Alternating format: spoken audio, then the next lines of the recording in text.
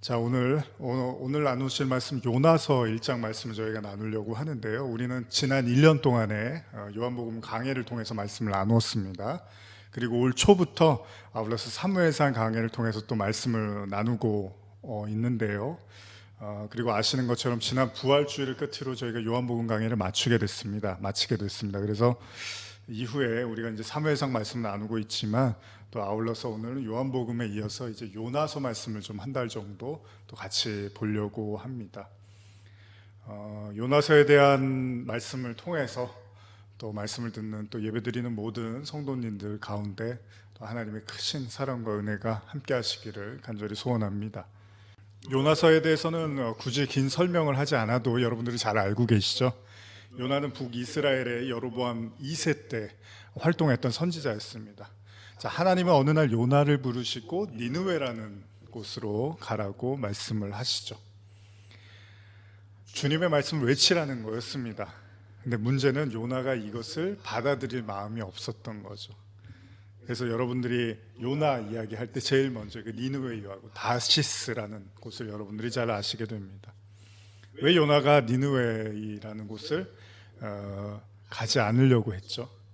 그 이유는 여러분들이 잘 알고 계시는 것처럼 니느웨라는 곳은 하나님께서 가라고 말씀하신 그곳은 이스라엘을 괴롭히던 아시리아의 수도였기 때문입니다. 그냥 괴롭힌 게 아니고요, 그들의 잔혹함에 대한 많은 이야기들이 있습니다. 주석을 보면요, 그들의 악행은 자신들의 원수를 그냥 산채로 묶거나 또 산채로 살가죽을 벗기거나 하는 등의 정말 잔혹한 사람들이었다라고 기록이 되어 있습니다. 그것은 물론 이스라엘 향해서도 다르지 않았겠죠. 그렇기 때문에 하나님께서 아시리아의 수도인 니느웨이로 가서 복음을 전하라고 하는 그 말씀은 요나에게는 절대로 수용하기 어려웠던 하나님의 말씀이었던 거죠. 결국 요나는 니느웨가 아닌 지금의 스페인 남부에 위치한다고 보는 다시스라는 곳으로 갑니다. 근데 다시스라는 곳이 그 니느웨하고 정반대 방향입니다. 무슨 말입니까? 니느웨에서 말씀을 전하느니 차라리 안 가는 게 낫다고 생각을 했던 거죠. 우리는 이제 이 요나서의 말씀을 통해서 하나님의 말씀을 거부하고 또 하나님의 뜻을 거슬렸던, 듣고 싶지 않았던 그런 요나를 하나님께서 어떻게 인도하고 결국 하나님이 말씀하시고 싶었던 건 무엇인가, 요나에게 이 내용들을 약 한 달에 걸쳐서 요나서 강해를 통해서 여러분과 나누고자 합니다. 아무쪼록 큰 또 은혜가 있기를 간절히 소원합니다. 우리 요나서 1장 1절 말씀 한번 같이 3절까지 읽어보겠습니다. 여호와의 말씀이 아미떼의 아들 요나에게 임하니라. 이르시되 너는 일어나 저 큰 성읍 니느웨로 가서 그것을 향하여 외치라. 그 악독이 내 앞에 상달되었음이니라 하시니라. 그러나 요나가 여호와의 얼굴을 피하려고 일어나 다시스로 도망하려 하여 욥바로 내려갔더니 마침 다시스로 가는 배를 만난지라. 여호와의 얼굴을 피하여 그들과 함께 다시스로 가려고 뱃삭을 주고 배에 올랐더라. 성경은 요나가 다시스를 향한 이유에 대해서 뭐라고 하냐면 하나님의 얼굴을 피하기 위함이다라고 말하고 있습니다. 그래서 여러분 1장 3절을 보면요, 이 사실을 2번이나 반복을 하고 있습니다. 하나님의 얼굴을 피하기 위해서 요나가 다시스로 갔다는 거예요. 근데 여러분, 이게 무슨 의미일까요? 하나님의 얼굴을 피한다는 거, 사실 우리는 이것이 불가능하다는 걸 너무 잘 알고 있습니다. 요나가 니느웨로 가지 않고 다시스로 가면 하나님이 요나를 못 찾으시는 게 아니잖아요.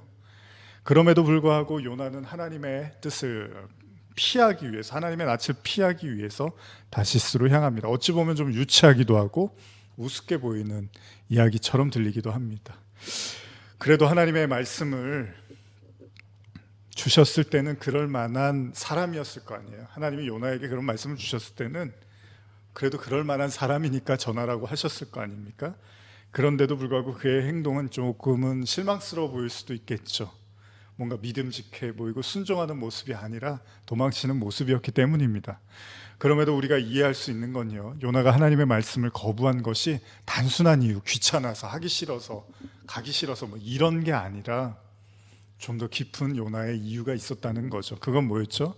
앞서 말씀드린 것처럼 자신의 동족 이스라엘을 괴롭힌 원수들에게 하나님의 말씀을 전한다는 것이 너무나 싫었고 절대로 하고 싶지 않았던 일이었다는 것을 의미하고 있었다는 겁니다. 그럼에도 성경은 반복해서 요나의 도망침이 하나님의 낯을 피하기 위함이다라고 말하고 있습니다. 자, 하나님의 낯을 피한다라고 이렇게 생각해 보실 때 여러분 혹시 익숙한 구절 있지 않나요? 모두가 잘 알고 있는, 그렇습니다. 창세기 3장에 등장하는 아담과 하와죠. 창세기 3장 8절에 보시면 그들이 그날 바람이 불 때 동산에 거니시는 여호와 하나님의 소리를 듣고 아담과 그의 아내가 여호와 하나님의 낯을 피하여 동산 나무 사이에 숨은지라. 자, 우리가 너무나 잘 아는 그리고 수없이 많이 인용되는 이 아담과 하와의 원죄 사건에도 이 표현이 고스란히 적혀 있습니다. 물론 우리의 언어로 그냥 한국말로 번역된 거지만 여기에도 동일하게 범죄한 아담과 하와가 여호와 하나님의 낯을 피했다고 기록되어 있습니다. 우리가 보통 누군가를 피한다고 할 때요, 일반적으로 드는 생각은 그 누군가에게 무언가를 잘못했을 때죠. 아니면 그 피하려는 대상에 대한 커다란 두려움이 있었을 때 우리는 피하게 되는 거죠. 보통 그렇습니다. 지금 창세기에서 아담과 하와는요, 아마도 이 두 가지 다 해당이 되는 것 같은데요. 그들은 하나님이 하지 말라고 한 일을 저질렀고 동시에 그것 때문에 하나님이 너무나 두렵게 되었습니다. 그리고 그들은 서둘러 하나님의 얼굴을 피하려고 동산 나무 사이에 숨었다라고 기록되어 있습니다. 재미있는 사실은요, 나무 사이에 숨은 아담과 하와를 하나님께서 발견 못하셨을 리가 없을 텐데 그들의 나름의 최선의 노력이 어쨌든 고작 나무 사이에 숨는 것이었습니다. 사실 그들이 나무 사이에 숨은 진짜 이유는 그들이 하나님의 낯을 피하고자 원했던 진짜 이유는 뭐였죠? 바로 그들이 벌거벗었음을 때문이었습니다. 그러니까 하나님에 대한 두려움도 컸지만 동시에 그들이 벌거벗고 있다는 사실을 절대 하나님한테 보여주고 싶지 않았다는 거죠. 얼마 전에도 제가 말씀을 나누면서 이야기를 했지만 그들이 선악과를 먹었기 때문에 벌거벗은 게 아니고요, 원래 벌거벗었었는데 선악과를 먹자 그게 굉장히 창피해지기 시작하더라는 겁니다. 그리고 심지어는 숨게 되더라는 거죠. 이게 바로 죄의 결과이고 죄로 인한 인간의 모습을 지금 그리고 있는 거잖아요. 선악과로 밝아진 그들의 눈은요, 스스로 벌거벗음을 부끄러워하고 있고요, 무화과 나무 잎으로 자신들의 벌거벗음을 가리더라는 겁니다. 자, 이렇게 되면 아담과 하와는 자신들을 벌거벗게 만든 하나님을 지금 원망하게 되는 거잖아요. 쉽게 말하면요, 여러분, 피조물이 조물주 앞에서 자신들의 모습을 창피해하더라는 겁니다. 지금 상황은 다르지만요, 요나도 지금 하나님을 피하고 있잖아요. 자, 하나님을 피할 수 있는 사람이 있나요? 없죠. 그걸 요나가 몰랐을 리가 없습니다. 그런데도 불구하고 그는 있는 힘을 다해서 니느웨로부터 수천 킬로 떨어진 반대 방향의 다시스로 발걸음을 하고 있다는 겁니다. 여러분, 그의 노력은 어느 정도 성공하는 것처럼 보입니다. 그는 요바라는 지역에서 다시스로 가는 배를 만나고 뱃삭을 주고 드디어 승선을 하게 됩니다. 요나서 1장 4절 5절 한번 읽어볼까요? 여호와께서 큰 바람을 바다 위에 내리심에 바다 가운데 큰 폭풍이 일어나 배가 거의 깨지게 된지라 사공들이 두려워하여 각각 자기의 신을 부르고 또 배를 가볍게 하려고 그 가운데 물건들을 바다에 던지느니라. 그러나 요나는 배 밑층에 내려가서 누워 깊이 잠이 든지라. 자, 문제는 그 다음이었습니다. 이제 요나가 배를 탔으니까 됐다라고 안심을 하는 그 시점에 배 밑에 층에서 깊은 잠에 들게 될 즈음 배 위에서 폭풍으로 인해서 많은 사람들이 두려움에 떨기 시작합니다. 자, 그들은 각기 자신들의 신을 부르고 찾습니다. 심지어는요, 배를 가볍게 하기 위해서 자신들의 물건을 배 밖으로 던지기도 합니다. 그런데 요나는 그런 걸 아무것도 모른 채 그저 깊은 잠에 빠져 있었습니다. 하나님의 낯을 피하여 정반대 방향으로 가는 요나의 걸음이 결코 순탄치만은 않음을 보여주고 있습니다. 어쩌면 이런 말씀들은요, 신앙 초기에 있는 사람들에게는 굉장히 부담스러울지도 모릅니다. 왜 그렇습니까? 이런 내용은요, 하나님께서 누군가 한 번 하나님이 작정을 해서 누군가를 하나 붙잡으시면 반드시 끝까지 그를 통해서 일을 하시겠다는 그런 식의 이야기로 들리기 때문입니다. 제가 신학교 시절에 많이 들었던 이야기가 그런 거였습니다. 하나님이 한 번 사역자로 부르시면 반드시 그 길을 가야만 한다고, 그렇지 않으면 많은 어려움을 겪게 될 거라고. 아마 지금까지 수십 번도 수백 번도 더 들었던 이야기입니다. 그리고 때때로 그런 말을 이제 어느 시간이 흐르고 제 자신이 누군가에게 하는 모습을 보게 되기도 하죠. 마치 운명이라도 되는 것처럼 그 하나님의 사람은 반드시 그 길을 가야 된다라는 식의 이야기를 우리는 듣기도 하고 하기도 합니다. 어찌 보면 하나님의 선택과 하나님의 고집스러움처럼 들리기도 합니다. 하지만 또 어찌 보면 원치 않는 누군가에게는 굉장히 피를 말리는 일이 될 수도 있다는 겁니다. 그렇습니다. 원하지 않는 자에게 말입니다. 무언가 하고 싶지 않은 사람에게 그 일을 억지로 시키는 것, 그것처럼 고역이 어디 있습니까? 때때로 저도요, 목회자로서 사역자로서 사람들에게 필요하다고 판단되는 일들이 있습니다. 어려워도 한 번쯤은 도전해 봐야 하고 한 번쯤은 실행해 보셔야 된다라고 권면하고 싶은 이야기들이 있습니다. 그러나 누군가에게 무언가를 권하는 것이 사실 쉬운 일만은 아닙니다. 스스로 필요를 느끼지 않는 이상 그걸 계속 권유하는 것도 만만치는 않습니다. 신앙생활을 하다 보면 가끔 그런 느낌을 받을 때가 있죠. 왠지 내가 하고 싶은 일은 아닌데 내가 해야 될 것 같은, 정말 피하고 싶고 정말 외면하고 싶은 일인 것 같은데 왠지 하나님께서 나에게 그걸 하기를 원하시는 것 같은 그런 느낌을 받을 때가 저와 여러분들의 삶 속에 종종 있었을 겁니다. 여기에 인간의 마음이 복잡해지는 겁니다. 하고 싶지 않은 일인데 내가 해야만 할 것 같은 그런 일. 예전에 작은 예로요, 예전에 소그룹 예배를 드리면 제가 이렇게 예배를 인도하다가 마무리 기도를 할 때 제가 하거나 누구를 이렇게 부탁을 하면 되잖아요. 그런데 제가 종종 누군가에게 대표 기도를 요청을 하지 않고 마음 원하시는 분이 해주셨으면 좋겠습니다, 이렇게 요청한 적들이 가끔 있습니다. 아니, 많습니다. 그러다 보면 한동안 조용하다가 결국 누군가 이제 기도를 하게 되죠. 물론 그 짧은 시간이지만요, 단순히 기도를 하고 싶어서 하는 분들도 계시지만 어떤 경우에는 아무도 안 하니까 지금 내가 해야 될 것 같은, 하나님이 혹시 나한테 하라는 건가? 이런 어떻게 보면 작은 이야기들 속에서도 수많은 생각들을 우리가 하게 되기도 한다는 거죠. 종종 우리는 이런 것들과 하나님의 음성을 연결지어서도 생각을 합니다. 하나님께서 지금 나에게 그 일을 하기를 원하시는 걸까? 나의 이런 생각들이 지금 하나님께서 나에게 말씀을 하시는 걸까? 이런 생각들을 우리는 하기도 한다는 겁니다. 사실 우리는 그걸 분간해내기가 굉장히 어렵습니다. 단지 우리는 하나님의 말씀에 사실 비추어서 생각해 볼 뿐이죠. 하나님의 말씀과 크게 거스르지 않는다면 그게 하나님의 뜻일 수도 있겠구나, 이 정도 우리가 생각하지, 무슨 마치 직통으로 이게 하나님의 말씀일까 아닐까 이렇게 우리가 구분해낸다는 건, 그건 오랜 시간이 흐르고 나서야 오히려 느껴지는 경우들이 더 많죠. 그래서 너무나 확신을 가져서도 때로는 위험하기도 한 거죠. 그렇다고 또 너무 의심하는 것도 좋지는 않지만, 그래서 항상 그 신앙인의 성도의 삶이 녹록치만은 않는 거겠죠. 그래서 우리가 항상 말씀을 보고 또 성령의 인도하심을 구할 수밖에 없는 것이죠. 사실 하나님은 모든 곳에 모든 시간을 다스리십니다. 모든 곳에 계시고 모든 시간을 다스리십니다. 그래서 우리가 이게 하나님의 뜻일 거야, 아닐 거야, 이런 걸 구분하는 게 어떻게 보면 정말 우리의 너무 편협하고 작은 생각일지도 모릅니다. 어쩌면 신앙은 오히려 그걸 잘 구분해내는 것보다 내가 어떤 선택과 판단을 한다 하더라도 아무리 그게 옳은 것 같다고 갖고 맞는 것 같다 하더라도 반대로 이걸로 인해서 뼈아픈 후회를 할 만큼 잘못된 선택이 될 수 있을 거라고 생각되더라도 하나님께서 다스리시고 통치하신다는 믿음을 갖는 것이 더 중요할지도 모른다는 겁니다. 그러니까 성도의 발걸음은요, 성도 자신에 의해서 움직여지는 것 같지만 사실은 하나님에 의해서 움직여진다는 것, 여기에 대한 신뢰를 하는 것도 더 중요할지 모른다는 겁니다. 우리가 잘 알고 있는 말씀인데요, 예레미야 10장 23절 한번 읽어볼까요? 여호와여, 내가 알거니와 사람의 길이 자신에게 있지 아니하니 걸음을 지도함이 걷는 자에게 있지 아니하니이다. 현대어로 한번 더 읽어드릴게요. 주님, 인간이란 자신의 운명을 스스로 결정할 수가 없지 않습니까?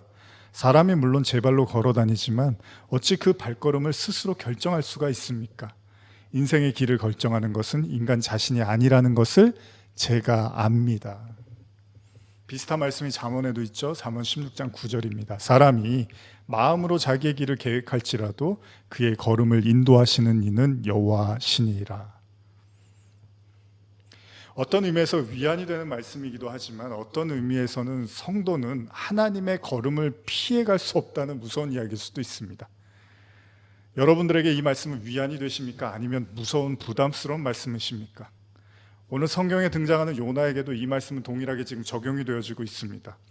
다시스로, 니느웨를 벗어나서 다시스로 가려는 배에서 깊이 잠이 든 요나지만 그러나 그의 걸음을 그가 스스로 정할 수가 없더라는 겁니다. 깊은 잠에 빠져있던 요나를 누군가 흔들어 깨우기 시작을 하고요. 자, 요나서 1장 6절 7절 한번 읽어볼까요? 선장이 그에게 가서 이르되 자는 자여 어찌함이냐 일어나서 내 하나님께 구하라. 혹시 하나님이 우리를 생각하사 망하지 아니하게 하시리라 하니라. 그들이 서로 이르되 자 우리가 제비를 뽑아 이 재앙이 누구로 말미암아 우리에게 임하였나 알아보자 하고 곧 제비를 뽑으니 제비가 요나에게 뽑힌지라. 드디어 같은 배를 타고 있던 사람들이요 그들에게 찾아온 풍파의 원인을 찾아내고야 맙니다. 성경에 종종 등장하는 제비 뽑기라는 방식으로 요나가 바로 이 위기의 원인을 제공한 사람이라는 걸 사람들이 알게 됩니다. 니느웨를 피하기 위해서 다시스로 가는 배에 탔음에도 오히려 요나는 이제 더 이상 도망갈 곳이 없어진 겁니다. 배에서 달아날 방법도 피해갈 길도 없습니다.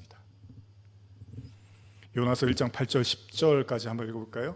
무리가 그에게 이르되 청하건대 이 재앙이 누구 때문에 우리에게 임하였는가 말하라. 내 생업이 무엇이며 내가 어디서 왔으며 내 나라가 어디며 어느 민족에 속하였느냐 하니 그가 대답하되 나는 히브리 사람이요 바다와 육지를 지으신 하늘의 하나님 여호와를 경외하는 자로라 하고 자기가 여호와의 얼굴을 피함인 줄을 그들에게 말하였으므로 무리가 알고 심히 두려워하여 이르되 내가 어찌하여 그렇게 행하였느냐 하니라.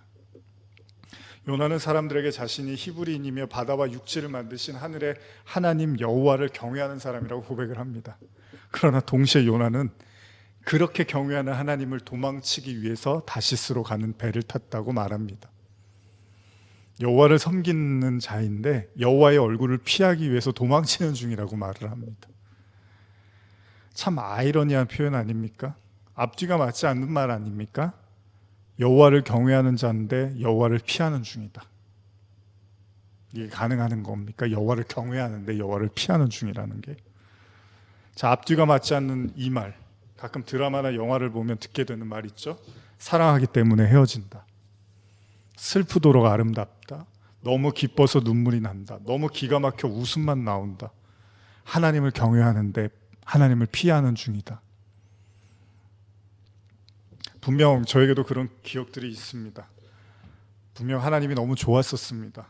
그런데 동시에 너무 무섭기도 한 때가 있었습니다. 비단 저만 느끼는 감정은 아니었을 겁니다. 사람에게는 너무나 기쁘고 행복한 일이 생기면요 동시에 생기는 감정이 이 행복이 깨지면 어떡할까 하는 불안감이죠.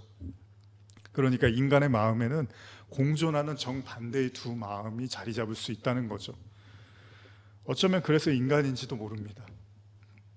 이제 요나는 이 모든 일에 대해서 자신이 책임을 져야 함을 깨닫게 됩니다. 자신으로 인해서 벌어진 이 모든 풍파에 대해서 요나는 인정하면서 심지어 요나는 하나님께 사죄라도 하는 듯이 사람들에게 아주 선굵은 고백을 하게 됩니다. 요나서 1장 11절 12절입니다. 바다가 점점 흉용한지라 무리가 그에게 이르되 우리가 너를 어떻게 하여야 바다가 우리를 위하여 잔잔하겠느냐 하니 그가 대답하되 나를 들어 바다에 던지라. 그리하면 바다가 너희를 위하여 잔잔하리라. 너희가 이 큰 폭풍을 만난 것이 나 때문인 줄을 내가 아노라 하니라. 요나는 비로소 깨닫게 됩니다. 자신이 결코 하나님의 계획을 피해갈 수 없다는 걸 알게 되죠. 자, 인간은 결코 하나님의 낯을 피할 수가 없다는 걸 우리도 잘 알고 있습니다.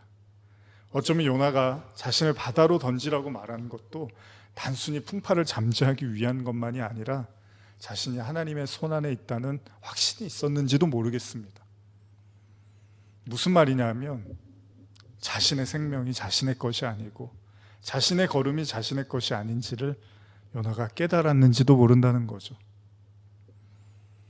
하나님의 얼굴을 피해 도망하려는 요나의 계획은 결국 수포로 돌아갑니다. 결국 요나는 니느웨로 가야만 하는 사람이었던 거죠. 아니, 하나님은요, 무슨 수를 써서라도 요나를 니느웨로 보내시겠다는 겁니다. 그런데 궁금합니다. 왜 굳이 가기 싫다는 사람을 그렇게 억지춘향으로 보내실까요? 왜 하기 싫다는 사람을 그렇게 강제로라도 보내실까요? 분명 지금 하나님은 요나를 설득하시거나 가야 하는 이유에 대해서 구체적으로 설명하지는 않으십니다. 그냥 가라는 겁니다. 그냥 몰아붙이는 걸로밖에는 안 보입니다. 무슨 말이냐면요, 요나를 더 이렇게 잘 뭔가 구슬려서 그래도 가야 되지 않겠니? 이런 게 아니라 이렇게 상황을 험악하게 만들어 놓고 요나가 갈 수밖에 없는 결정을 하게 만드신다는 겁니다. 우리에게도 그렇습니다. 우리의 삶 속에서 그런 일들이 종종 있습니다. 죽어도 하고 싶지 않은 일, 차라리 죽으면 죽었지 절대 못하겠는 일이 있습니다. 우리가 아는 하나님의 인내는 우리가 할 때까지 기다리는 것이라고만 생각합니다. 그런데 성경을 보면요, 하나님은 우리가 생각하는 것처럼 그렇게 항상 신사적이지만은 않으셨다는 거죠. 하나님의 말씀을 거부한 요나는 지금 바다에 던져질 위기에 처했고요, 한마디로 목숨을 장담할 수 없는 지경에 이릅니다. 자, 이 일이 결코 인간의 눈에는 신사적이지가 않습니다.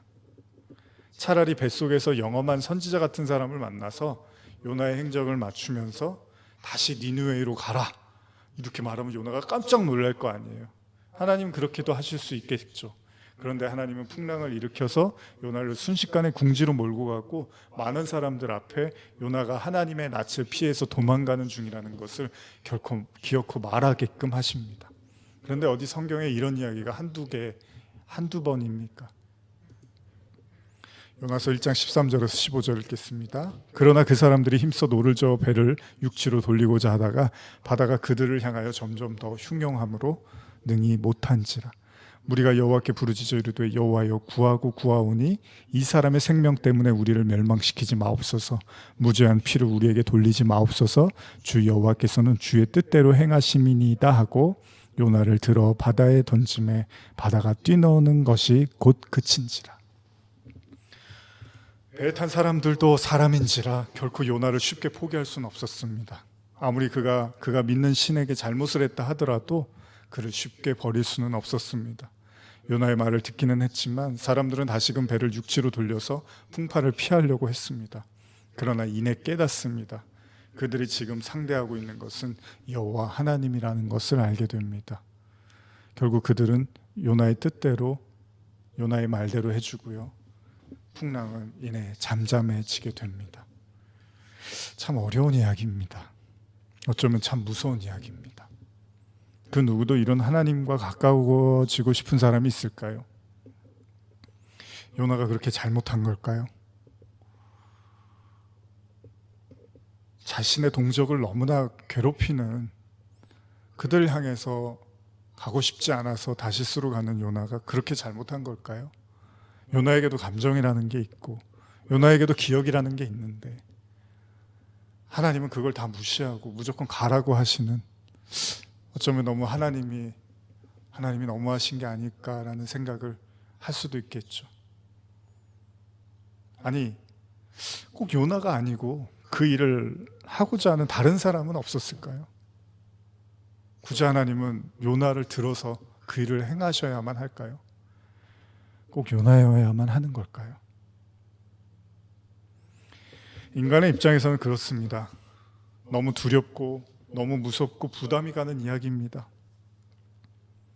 그런데 우리가 하나님을 신뢰한다면요, 제가 지난 2주에 걸쳐서 나누었던 법궤와 거룩이라는 말씀의 관점에서 생각해 본다면 하나님의 임재, 즉 하나님의 말씀은 우리의 모든 걸 다 드러낸다며요. 히브리서 말씀처럼 하나님의 말씀은 운동력이 있어서 그냥 다 드러낸다며요. 우리의 뼛속까지 다 드러낸다며요. 만약에 그런 하나님의 임재, 하나님의 거룩, 하나님의 말씀의 관점에서 생각해 본다면 하나님이 지금 이렇게 집요하게 요나에 대해서 추궁을 하고 몰아붙이시는 것을 그냥 단순한 하나님의 고집이 아니라 뭔가 다른 하나님의 뜻이 있지 않을까라는 생각을 해본다면,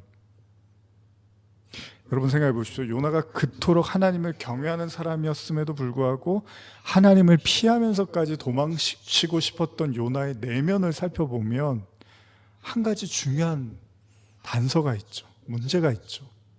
그게 뭐죠? 지금 하나님이 요나를 건드리시는 거, 그게 뭐냐 하면요, 하나님이 니느웨로 가라고 하는 순간에 요나의 마음을 이렇게 건드린 게 뭐냐 하면 아시리아인들, 그러니까 니느웨 사람들에 대한 미움과 증오가 확 올라오더라는 거예요. 요나에게. 무슨 말이냐면 하나님은 지금 요나의 내면에 있었던 미움과 증오를 건드린 거예요. 니느웨로 가라는 말씀을 듣자 요나가 자신 안에 있는 불편한 마음이 확 드러나기 시작하는 겁니다.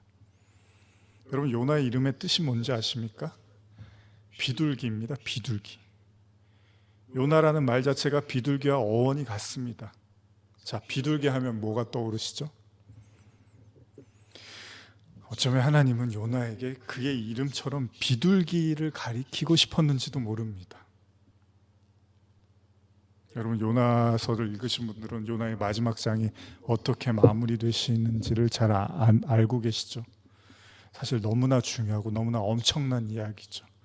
이제 저희가 강해 설교의 말미에 이제 나누겠지만, 앞으로 이제 마지막 시간에 나누겠지만, 결국 이렇게 시작한 요나서는 이제 하나님이 정말 요나에게 하고 싶었던 이야기를 결국 하시게 되는 거죠.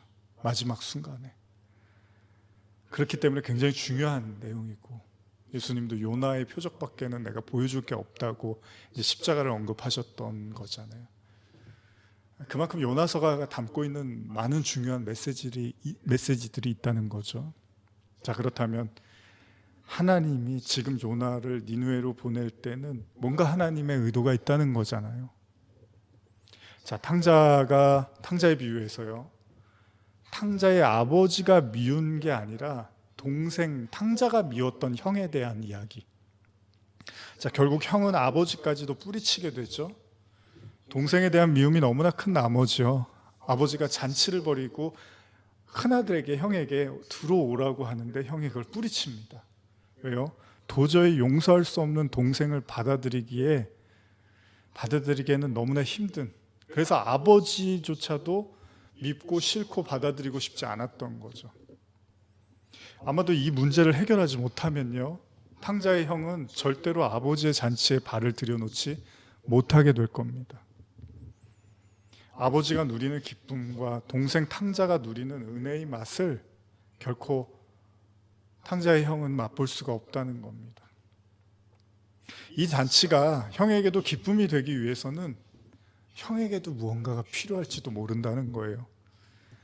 아버지의 마음을 깨닫기 위한 무언가가 형에게도 필요한 것처럼 하나님은 지금 요나를 추궁하고 몰아붙이는 데 목적이 있는 게 아니라는 겁니다. 내 말 안 들어?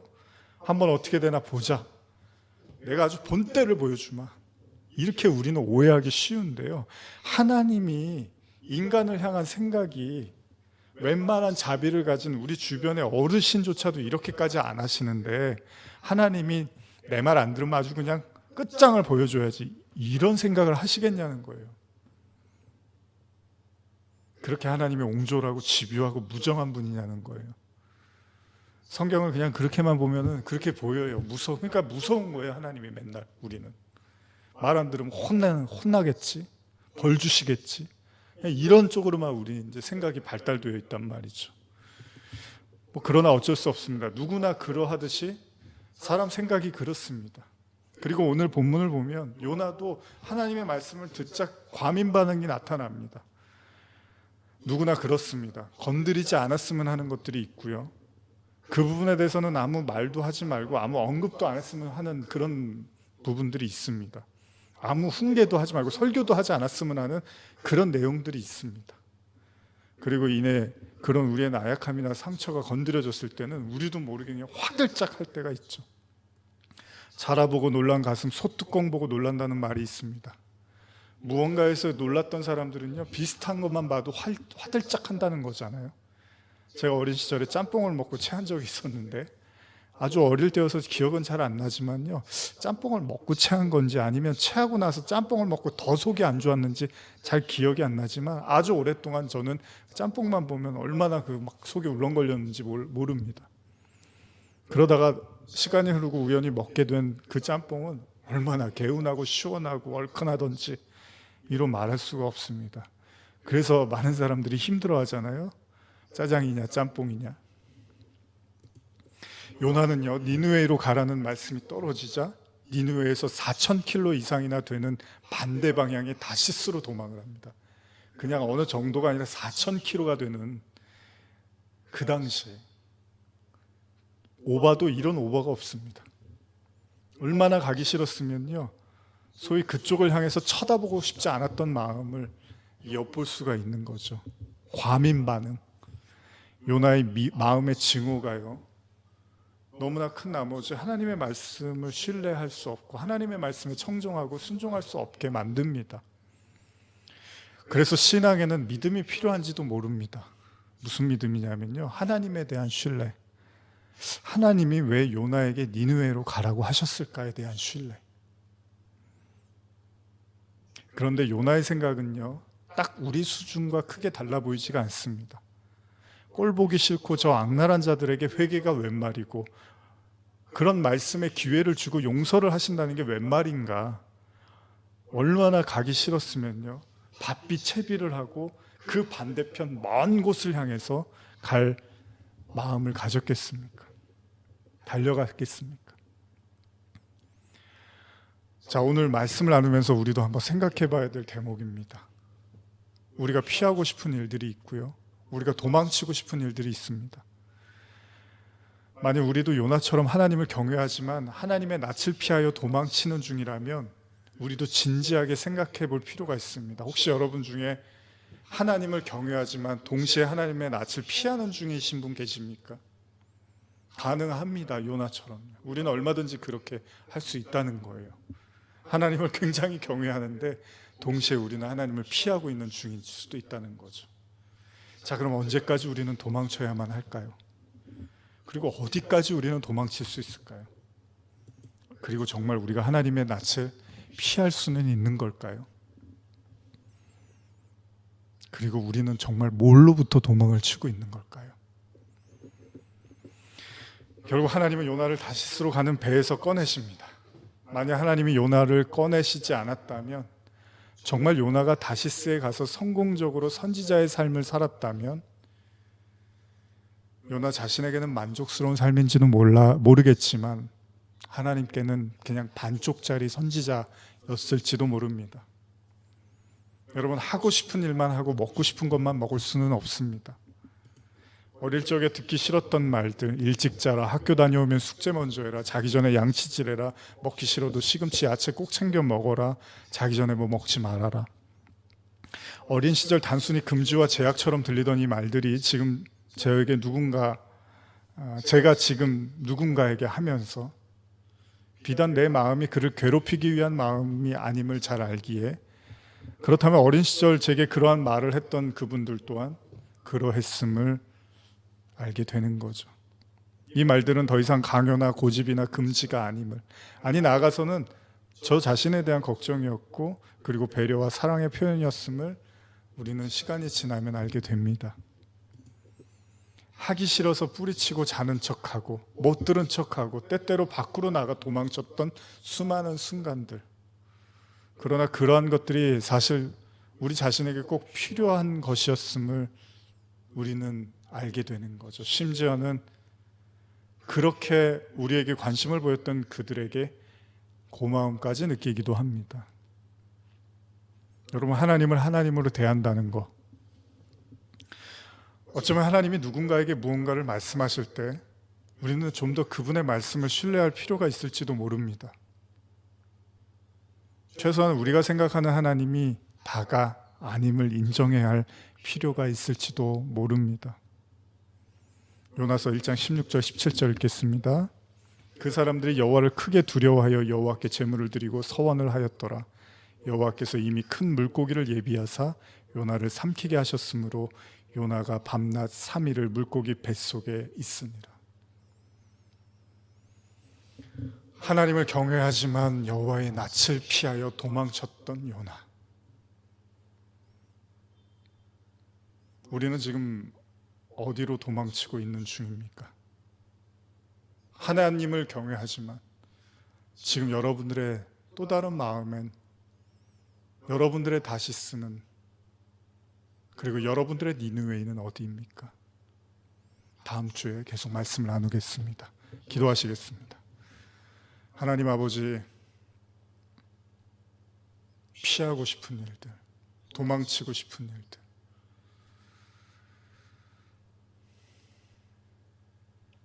그러나 하나님의 말씀을 먼저 신뢰할 수 있는, 그리고 그 하나님이 우리를 사랑하심을 먼저 받아들일 수 있는 은혜를 허락하여 주시옵소서.